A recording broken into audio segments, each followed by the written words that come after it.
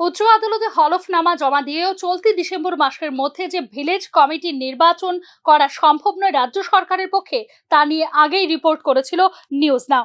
এক্ষেত্রে আগামী বছরের প্রথম দিকে হতে পারে ভিলেজ কমিটি নির্বাচন। ভিলেজ কমিটি নির্বাচন নিয়ে ইতিমধ্যেই সক্রিয় হয়ে উঠেছে বিজেপির সহযোগী তিপ্রামথা দল। রাজ্য বিজেপির জনজাতি মোর্চাকে বোতলবন্দী করেই আসন্ন ভিলেজ কমিটির জন্য ঘুঁটি সাজাচ্ছে তিপ্রামথা।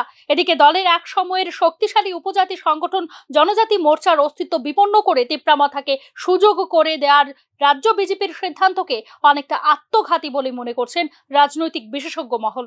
জনজাতি মোর্চার অস্তিত্ব হ্রাস করে ক্ষমতাসীন বিজেপি কোন ফর্মুলায় লড়বে ভিলেজ কমিটি নির্বাচন, তা নিয়েই উঠছে প্রশ্ন।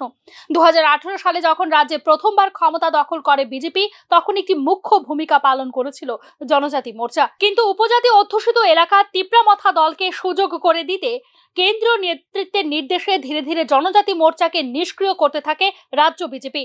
2021 সালের এডিসি নির্বাচনের আগেও জনজাতি মোর্চার মতামতকে অস্বীকার করে দুর্বল আইপিএফটিকে সহযোগী হিসেবে সামিল করেছিল বিজেপি। কিন্তু শেষ পর্যন্ত তিপ্রামথার কাছে এডিসিতে পরাজিত হতে হয় বিজেপিকে।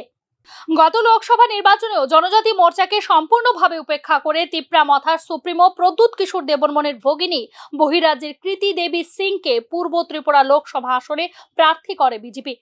587টি ভিলেজ কমিটির জন্য আসন্ন নির্বাচনে আসন ভাগাভাগি নিয়ে তিপ্রামথার সঙ্গে এখনো পর্যন্ত কোনো আলোচনা হয়নি বিজেপির।